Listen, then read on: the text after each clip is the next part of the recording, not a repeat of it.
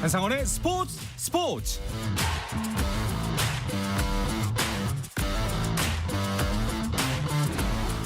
스포츠가 있는 저녁 어떠신가요? 아나운서 한상원입니다. 오늘 하루 이슈들을 살펴보는 스포츠 타임라인으로 출발합니다.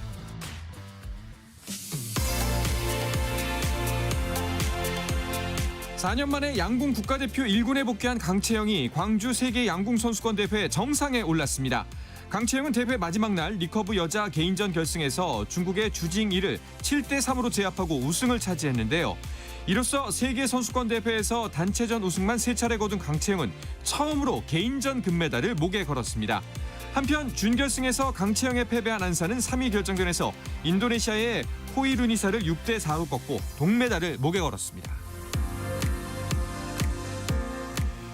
미국 메이저리그 사커가 미국 원정평가 2연전에서 2경기 연속골을 기록한 손흥민의 활약을 주목했습니다. MLS 사무국은 손흥민을 비롯해 9월 A매치 기간 인상적인 활약을 펼친 선수 10명을 선정하면서 LAFC의 신입 슈퍼스타 손흥민이 9월 A매치 평가전 2경기 모두에서 경기 흐름을 바꾸는 핵심 역할을 했다고 밝혔습니다. 또 이번 라운드에서 기대되는 매치 중 하나로 14일 LAFC와 세너제이 어스퀘이크스의 경기를 지목했습니다. 축구대표팀이 11월 볼리비아를 홈으로 불러들여 친선 경기를 치른다고 대한축구협회가 발표했습니다. 경기는 11월 14일에 열리고 장소와 시간은 추후 확정됩니다. 프로야구 KBO 리그가 출범 44번째 시즌에 정규 시즌 누적 관중 2억 명을 돌파했습니다. 2억 관중 돌파까지 프로야구는 정규 시즌 23,511경기에서 평균 관중 8,507명을 기록했습니다. 미국 여자 프로골프 투어 크루거 퀸시티 챔피언십 대회 첫날 김세영과 김아림, 박금강이 6언더파를 기록해 선두인 태국의 짠네티 완나센에게 3타 뒤진 공동 3위에 올랐습니다. 남자 탁구 국가대표 오준성이 월드 테이블 테니스 챔피언스 마카오에서 세계 랭킹 1위 중국의 린스둥에 져 8강 진출에 실패했습니다.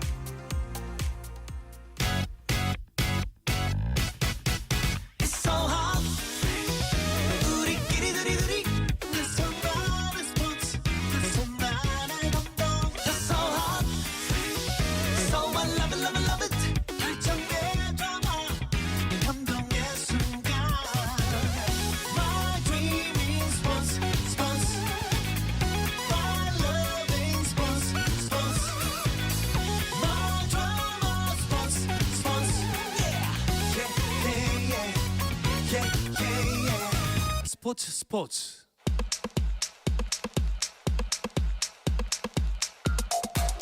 금요일 저녁의 축구 이야기 축구 작가는 시작하겠습니다. 서우정 축구 전문 기자, 월간 축구 전문지 베스트 11의 조남기 기자와 함께합니다. 두 분 어서 오십시오.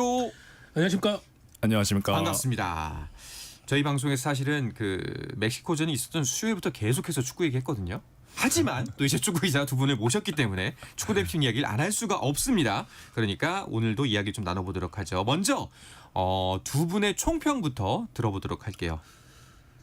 전술이 먼저냐 선수가 먼저냐 이게 결국 저는 닭이 먼저냐 달걀이 먼저냐와 같은 논리라고 보는데 결국은 지난 동아시안컵에서 좀 실패했다고 평가받던 전술이 유럽파들이 오면서 완전히 다른 결과로 평가를 받고 있다라는 점이 참 신기합니다. 네. 그래서 때로는 전술보단 선수다. 저는 멕시코가 랭킹 13이고 네. 미국이 15위잖아요. 네. 근데 우리나라가 여지껏 좀 상대적으로 약체와만 좀 경기를 하다가 이렇게 조금 월드컵 레벨의 나라를 상대로도 어느 정도 경쟁력이 있을까 궁금했는데 대항력이 꽤 있구나. 저는 개인적으로 사실 2패를 예상하긴 했었었는데 네. 근데 그것을 극복하면서 그것뿐만 아니라 기대감까지 불어넣었던 180분이었던 것 같아서 훌륭했다. 저는 이렇게 정리해 볼 수 있을 것 같습니다. 알겠습니다.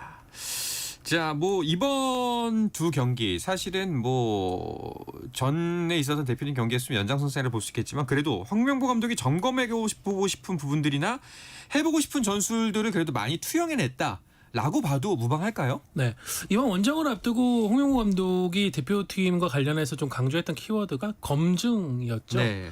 그러니까 새로운 전술을 이제 새 선수들에게 입혔을 때 과연 우리가 어떤 결과가 나올 것인가, 그 안에서 다양한 시도를 얼마나 할 것인가였는데 사실은 3차 예선 10경기 동안에는 홍명보 감독이 새로운 시도를 굉장히 소극적으로 했었습니다. 뭐 의미 있는 성과라고 할 만한 것이 오연규와 배준호를 과감하게 기용을 해서 거기에서 새로운 파생되는 좋은 경기력을 얻었다 정도라면은 이번에 이 두 경기를 치르면서 결과도 결과였지만은 정말 다양한 실험들이 이루어졌어요. 네. 손흥민 선수가 모처럼 최전방에서는 이른바 손톱 모드가 가동이 됐고 또 멕시코전 같은 경우에는 손흥민 선수를 의도적으로 후반에 투입하는 조커 형태로도 투입을 해봤고요.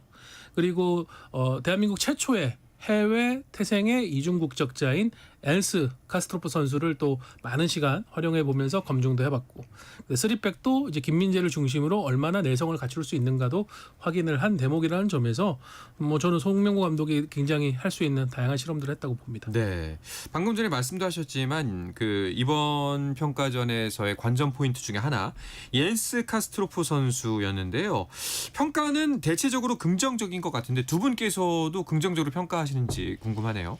네, 저는 굉장히 긍정적으로 보고 있습니다. 그리고 깜빡 잊었는데 이 선수가 이번에 우리 대표팀에서 처음 치르는 경기였잖아요. 그렇죠. 근데 이게 처음 치르는 경기답지 않게 동료들과도 어느 정도 좀 잘 녹아내리는 모습을 보였고, 그리고 아주 오래전에 뭐 김남일 선수나 이을용 선수가 뛸 때 네. 약간 파이터 기질을 오랜만에 좀 다시 엿볼 수 있었던 것 같아서 그런 게 참 대표팀에 오랫동안 없었구나 새삼 깨닫게 됐고, 그것을 이제 옌스 카스트로프 선수가 채워준 것 같고, 일단 백스리 전형에서 이 선수가 올라운드 미드필더로 뛴 것 같은데 백스리에는 일단 굉장히 잘 어울리는 느낌이었던 것 같습니다. 워낙 활동량이 좋으니까 이리저리 좌충우돌 뛰면서 앞으로도 시간을 더 늘려간다면은 대표팀의 소중한 자원이 되지 않을까 이렇게 생각을 하고 있습니다. 네. 저는 경기 외적인 장면 하나를 좀 다시 한번 강조하고 싶은데 외적인 장면이요? 예고가를 정말 열심히 네. 이 부분은 많이 말씀하시대요. 네. 네. 이게 우리 대표팀이 어느 순간 또 이제 우리의 많은 젊은 세대들도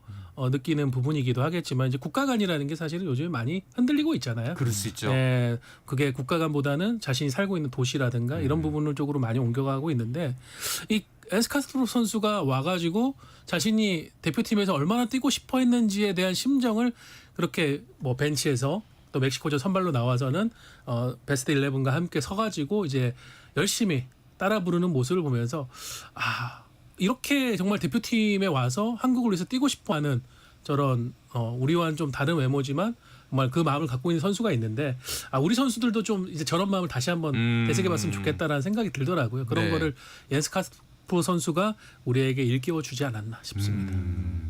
더욱더 기대가 됩니다. 자, 그렇다면은 좋은 얘기는 한 여기까지만 하고 전체적으로 만약에 좀 아쉬운 점이 있었다, 이 부분은 좀 지적하고 넘어가고 싶다라는 지점이 있다면 어떤 게 있을까요? 가볍게 일단 하나 얘기를 해보자면은 윙백 자체는 무난 혹은 약간 무난보다 살짝 아래 막 엄청 매끈하진 않았던 것 같아요. 아무래도 포백에 풀백이 아니라 이제 쓰리백의 윙백이다 보니까 선수들 좀 적응하는 시간이 필요했던 것 같고, 조금 붙박이가 누가 되겠다 이런 느낌을 개인적으로 좀 받진 못했던 것 같습니다.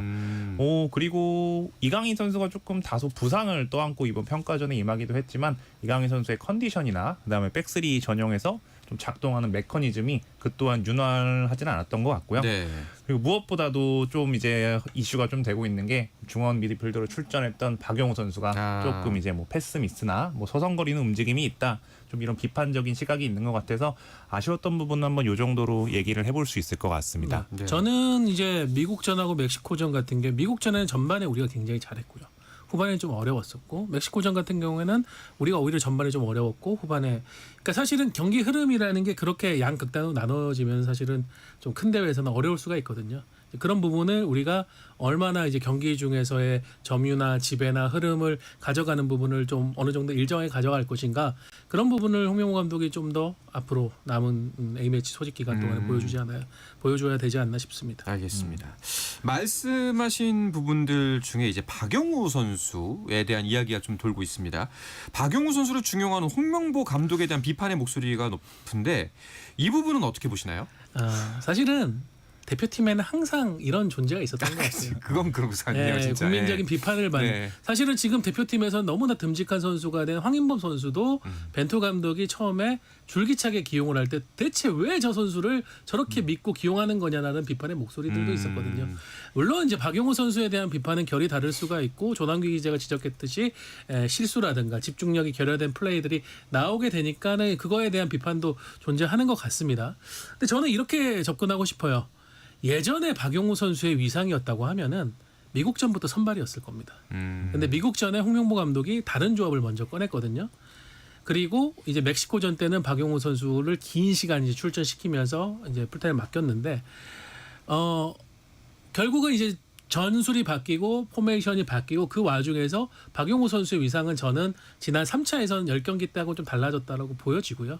그 부분이 이제 10월, 11월 이럴 때 어떤 그 안에서도 박용호 선수가 변해가는 자신의 역할을 잘 소화낸다면은 경쟁력을 증명할 것이고 그게 아니라면은 지금 옌스 선수도 가세를 했고 백승호 선수가 굉장히 잘하고 있죠. 지금 영국 현지에서. 그리고 이번에 김진규 선수도 굉장히 잘했습니다. 이런 경쟁 안에서 스스로 도태될 수 있다는 점도 현실적으로 느낄 것이다. 그렇게 봅니다. 알겠습니다. 자, 그리고 이 지점은 이제 뭐가 더 별로다라는 것보다는 뭐가 더 낫다라는 지점인데 손흥민 선수의 활용법에 대한 이야기예요. 저는 손흥민 선수가 지금 현재 폼만 그대로 유지한다면은 여전히 선발로 나와도 문제가 없을 것 네. 같습니다. 뭐 스피드나 결정력, 이 새로운 백스리 전술 안에서 오히려 20대 한 중반 한창 잘 뛸 때 손흥민의 그것을 좀 잘 재현할 수 있었던 것 같고요. 손흥민 선수는 사실 뭐 어떤 식으로 나오든 어차피 다가오는 월드컵에서는 무조건 이제 그라운드 리더 역을 하게 될 거예요. 그래서 손흥민 선수가 가장 잘 뛸 수 있게끔 최적화를 하는 게 우선순위가 될 텐데, 근데 그 우선순위를 떠나서 이 현재 폼 그대로라면은 이제 미국 풍토도 더 적응을 해갈 텐데 이 모습 그대로면은 선발로 나와서 시작부터 뭐 상대에게 어느 정도 압박과 부담감을 주는 게 좋지 않을까. 좀 이번 두 경기를 보면서 그런 생각이 들었습니다. 어땠어요? 저는 결국은 이번 이제 두 경기에서 손흥민 선수의 다른 활용법을 보면서 왜 홍명보 감독이 주장직과 관련해 가지고 그 발언을 했었는가? 그러니까 손흥민 선수의 활용법이 이제 완전히 붙박이 주전이 아닐 수도 있다라는 그 가정에서의 어떤 빌드업된 이슈가 주장 관련된 이슈였다고 생각을 해요. 뭐 상대에 따라서 제가 볼 때는 이제 최전방에 만약에 우리가 3-4-2-1 전형을 세운다고 하면은 최전방에 세우는 한 명의 선수를 손흥민 선수가 아닌 다른 선수로 가야 될 수도 있겠죠. 그런 가능성이 제가 볼 때는 뭐 10 중에 한 3-4 정도라고 생각을 하는데 여전히 손흥민 선수가 주전으로 최전방에 설 가능성이 훨씬 높다고는 보지만 그런 가능성을 좀 홍명보 감독이 지나치게 생각을 하고 거기에 갇히다 보니까 기자회견에서 이제 그런 약간의 뭐 어떻게 보면은 설화가 나왔다라고 볼 수 있는데 결과적으로 이번에 두 경기 상당히 잘했음에도 불구하고 또 그 부분에 대해서 발목이 묶여가지고 평가가 좀 깎인 부분이 있잖아요. 그런 부분 좀 아쉽긴 합니다. 그렇습니다. 자, 그리고 또 다른 선수 이강인 선수 아까 말씀을 하셨지만 그 이번에 뭐 부상을 안고는 있었지만 여러모로 경기력이 기대에 못 미쳤다라는 평가가 주를 이루는 것 같아요.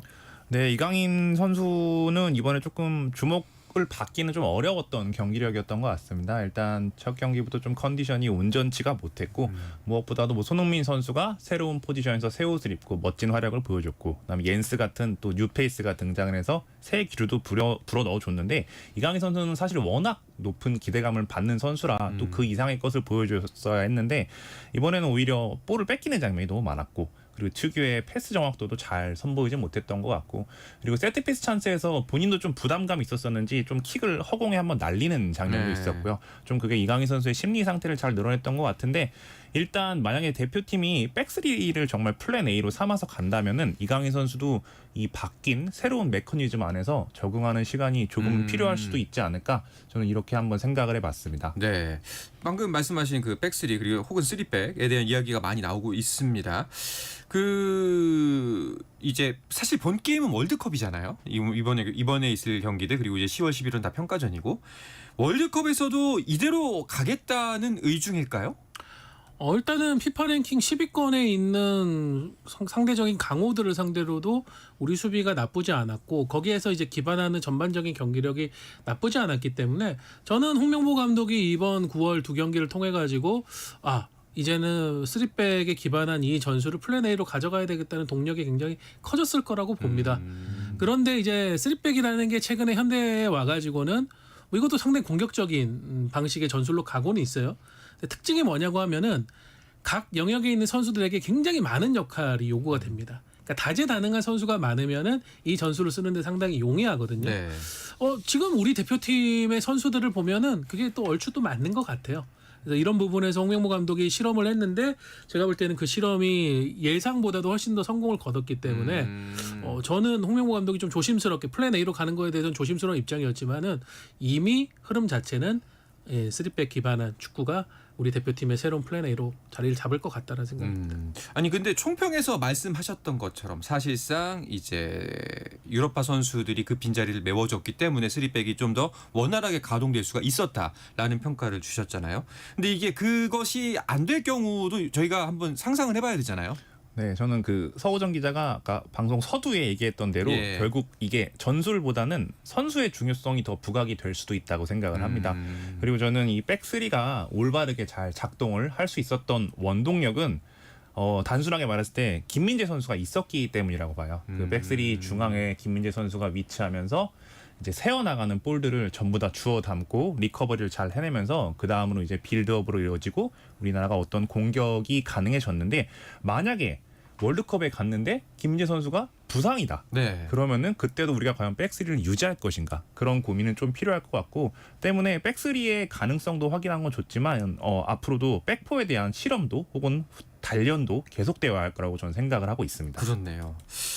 자, 그리고 지금까지 이제 우리가 거론하지 않은 선수들 중에서 이번 두 번의 평가전에서 눈길이 갔던 선수가 있다면 누굴까요? 저는 뭐 역시 이재성 선수가 아니었나. 이재성 선수가 부상으로 인해 가지고 미국전이 끝나고 나서 소속팀 마인츠로 이제 돌아가면서 이재성이 있었던 미국전 그리고 이재성이 없었던 멕시코전의 어떤 흐름의 차이가 극명하게 드러났거든요. 또 이재성 선수 같은 경우 지금 홍명보 감독이 두 경기에서 나란히 쓴 3-4-2-1 전형이 소속팀 마인츠에서도 주 전술이에요. 거기에 대해서 굉장히 익숙해져 있고 내가 어떤 역할을 하면은 이 전술이 살아날 수 있는지에 대한 이해도가 우리 대표팀 안에서 제일 높은 선수라는 거죠. 그런 부분들이 미국전에서 전반전에 우리가 폭발적인 경기력을 보여주는 데 있어서 손흥민 선수 못지않게 이재성 선수 역할이 컸거든요. 이재성 선수가 역시 건강해야 이 전술도 공격적인 모에 더 힘을 받겠다라는 걸 느꼈습니다. 네. 저는 오영규 선수 한번 얘기해봐도 될 것 같아요. 오영규 선수의 등장과 또 어떤 골 기록은 우리가 만일 손흥민 선수가 좀 체력적으로 문제가 있거나 혹은 어떤 이슈가 있더라도 일단 오영규 선수에게 그 자리를 한번 맡겨보는 것도 가능하겠다. 그런 모습을 멕시코전에서 굉장히 잘 보여줬고요. 그리고 뭐 득점 이후에 셀레브레이션도 굉장히 인상적이었던 것 같습니다. 봤냐 슈투트가르트. 이만큼 네. 건강하다 네. 이렇게 보여줬던 것 같은데 참 든든한 셀레브레이션이었고요. 네. 오영규 선수가 그 기량을 잘 유지한다면은 월드컵에서도 대표팀에 정말 큰 도움이 될 것 같습니다. 알겠습니다. 자, 그리고 이번 평가전 김승규 선수의 복귀가 이루어지기도 했습니다. 네, 김승규 선수가 무릎 부상이 다시 한번 발생하면서 대표팀도 1년여의 공백이 있었는데 이번에 돌아와서 멕시코전을 김승규 선수가 책임졌죠. 앞서 미국전은 또 조현우 선수가 책임졌습니다. 저는 뭐 두 선수의 어떤 기량은 정말 백지장 한 장 차이라고 보거든요. 두 선수 다 선방 능력이 상당히 뛰어나고 다만 이제 조현우 선수는 그 선방의 임팩트가 굉장히 큰 부분들을 해주고 김승규 선수는 선방 능력에다가 또 항상 높이 평가받는 빌드업에서의 과정이라든가 이런 부분이 또 팀 전술에 많은 영향을 주거든요. 그런 부분 때문에 두 선수의 선의의 경쟁이 또 우리 대표팀 최후방을 미국 북중미 월드컵까지 내년 북중미 월드컵까지 가져가 줄 거라고 믿습니다. 알겠습니다. 자, 그러면 이제 10월에 A매치를 기약하면서 대표팀 이야기는 여기서 마무리하고 K리그 이야기도 나눠볼까 하는데요. 나눠보기 전에 잠깐 안내 말씀 먼저 드리겠습니다. 오늘 밤부터 내일까지 많은 비가 예보되어 있어서 산사태 발생 위험이 매우 높습니다. 산림과 인접한 주택에 머무르지 마시고 산림과 떨어진 안전한 친인척의 집이나 마을회관으로 대피하시기 바랍니다. 산림청에서 온 알림 문자 전달해드렸습니다. 그러면 잠시 쉬었다가 돌아와서 축구 이야기 이어가 보도록 하겠습니다.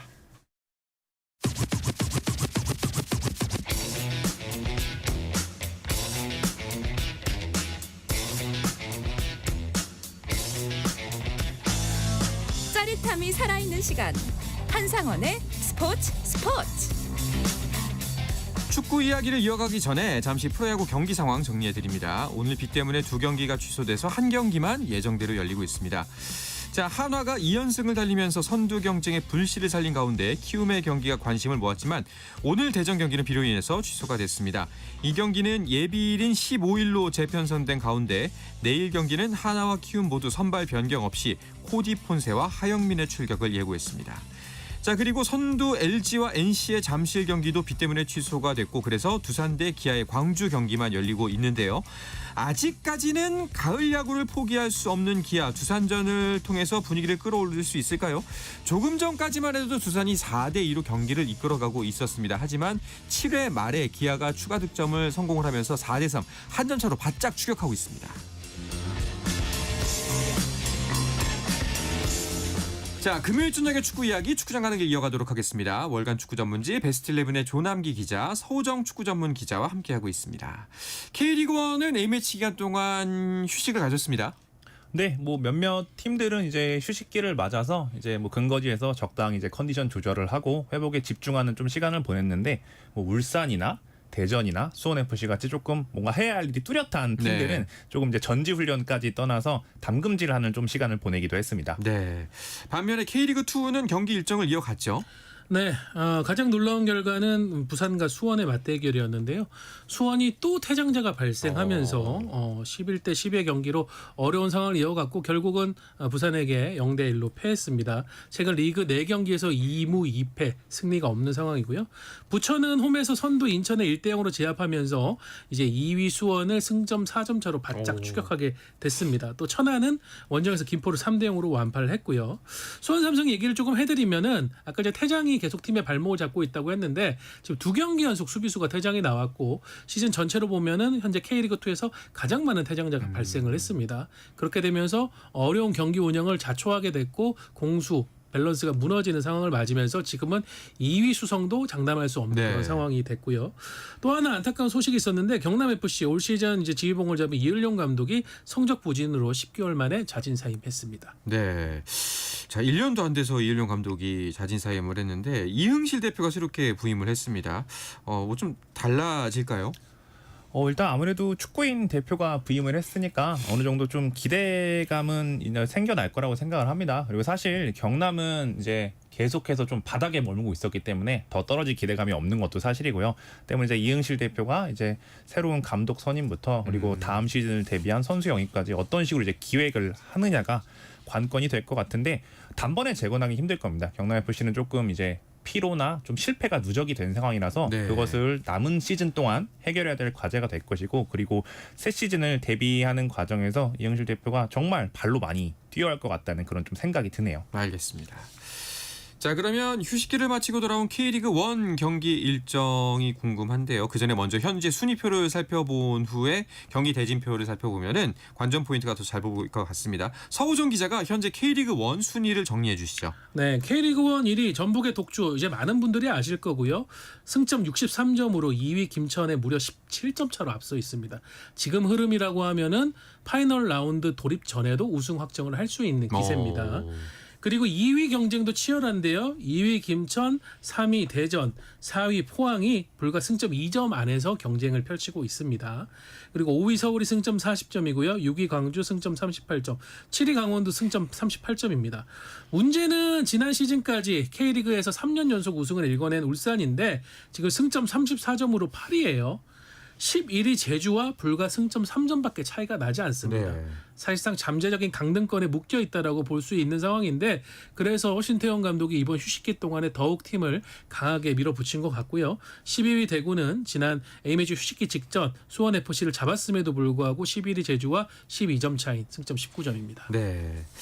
자, 그렇다면은 어떤 경기들이 29라운드 일정으로 치러지는지 살펴보도록 하죠. 네, 일단 내일인 토요일에 3경기가 있고 일요일에 3경기가 있습니다. 내일은 일단 전북이 전주성으로 대전을 불러들여서 이제 상위권 팀들끼리 한 게임을 펼치고요. 그리고 이제 방금 말을 해주셨던 포항과 울산의 또 동해안 더비가 예정이 되어 있습니다. 그리고 강원과 서울도 강원에서 이제 격돌을 하고요. 일요일에는 안양과 제주가 싸웁니다. 이게 강등권에 물린 두 팀의 대결이라 이 거의 승점 6점짜리라고 해도 과언이 아닌 경우고요. 그리고 이제 12위에 처진 대구가 김천 원정을 떠납니다. 대구는 계속해서 승리가 필요한 상황인데 이 경기도 어떻게든 이기고자 준비를 할 것 같습니다. 그리고 마지막 경기는 수원FC와 광주가 격돌하는데 수원FC 또한 강등권이기 때문에 광주를 잡기 위한 준비를 단단히 했을 것으로 예상이 됩니다. 네. 일단은 토요일 날 경기부터 보면은 동해안 더비가 눈에 딱 들어오네요. 네, 뭐 슈퍼매치가 지금 2년째 K리그 무대에선 사라져 버렸기 때문에 K리그 최고의 역사를 자랑하는 이 동해안 더비가 라이벌전의 대표로서 인정을 받고 있죠. 거기다가 이번 이제 여름에 기성용 선수가 포항 유니폼을 입으면서 이제 동해안 더비에서 기성용과 이청용이 맞붙는 쌍용 매치가 벌어질까에 많은 관심이 모이고 있습니다. 일단 뭐 기성용 선수는 돌아온 뒤에 부상에서 돌아온 뒤에 계속 입지를 굳혀가고 있는 상황이고, 근데 이청용 선수가 울산이 A매치 휴식기 직전에 치렀던 전북과의 경기 때 명단에서 제외됐었어요. 부상은 아닌 것으로 알고 있는데 신태용 감독이 전략적 선택을 했던 것 같습니다. 그래서 과연 이번 동해안 더비에서 두 선수가 그라운드 위에서 격돌할 수 있을지 관심이 모이고 있습니다. 네. 또 어떤 경기들이 우리 눈길을 끌고 있나요? 저는 역시 가장 재밌는 경기는 강등권 싸움인 안양 제주라고 생각을 하는데요. 여기서 진 두 팀은 꽤나 타격을 이제 받을 것으로 그렇죠. 생각이 됩니다. 이제 그러면은 대구나 이제 그런 또 추격을 다 받을 수가 있기 때문에 어떻게든 이기고자 좀 물고 늘어질 텐데 과연 두 팀이 이 치열한 승부에서 누가 웃게 될지 한번 전 이거를 지켜보고 싶습니다. 네. 자, 그리고 이제 슬슬 개인 기록 경쟁도 펼쳐지게 될 텐데 득점왕 경쟁도 재밌게 다뤄가고 있어요. 네, 전진우 선수가 최근에 좀 폼이 살아나면서 득점을 하고 있습니다. 지난 울산과의 현대가 더비에서도 득점을 이뤄냈는데 그렇게 되면서 지금 6월 말부터 시작된 득점 선두 자리를 계속 지켜나가고 있고요. 그 뒤를 쫓는 선수 최근 5경기 연속 골을 넣고 있는 수원FC의 사박 선수입니다. 그리고 콤파뉴 선수가 11골로 3위고요. 이호재, 주민규, 모따 선수도 역시 11골을 넣으면서 전진우 사박을 맹렬히 추격하고 있습니다. 알겠습니다. 자, K리그2도 역시 경기가 펼쳐질 텐데요. 주요 경기 일정 살펴보도록 하죠. 네, 일단 아산이 부천을 이제 홈으로 불러들여서 내일 경기를 한번 갖고, 그리고 또 내일 오후 7시에 서울이랜드가 수원 삼성을 상대로 정말 중요한 경기를 치릅니다. 여기서 만약에 패하게 된 팀은 좀 타격감이 있을 것 같고요. 그다음에 이제 최근 이을용 감독을 떠나보낸 경남FC가 홈으로 이제 김포FC를 불러들여서 한 게임을 또 진행하고, 그리고 또 같은 시간 천안과 인천이 또 오후 7시에 격돌을 합니다. 그리고 일요일에도 3경기가 더 있습니다. 충북 청주가 이제 성남FC를 홈으로 불러들여서 또 게임을 진행을 하고, 오후 또 7시에는 전남 드래곤즈가 화성을 상대로 또 순위권 상승을 위한 경기를 진행할 예정입니다. 그리고 마지막으로는 이제 최하위에 처져 있는 안산 그리너스가 부산 아이파크를 홈으로 불러들여서 꼴찌 탈출을 위한 좀 시동을 걸어보는 경기를 치를 예정입니다. 네. 뭐 이번 주말에 꽤나 많은 비가 전국적으로 예상이 되는데 지난번에도 저희가 한번 말씀드렸지만 비가 와도 축구는 한다. 네, 그러니까 여러분들 축구를 좋아하시는 축구팬 여러분들은 즐거운 주말 보내실 수 있을 것 같습니다. 자, 오늘은 이야기를 끝으로 금요일 저녁의 축구 이야기 축구장 가는 길은 마치도록 하겠습니다. 서호정 기자, 조남기 기자 함께했습니다. 두 분 오늘도 고맙습니다. 감사합니다. 감사합니다. 네, 주말 스포츠는 저녁 9시 20분부터 함께 하실 수가 있고 저는 월요일 저녁 8시 30분에 돌아오겠습니다. 한상원의 스포츠.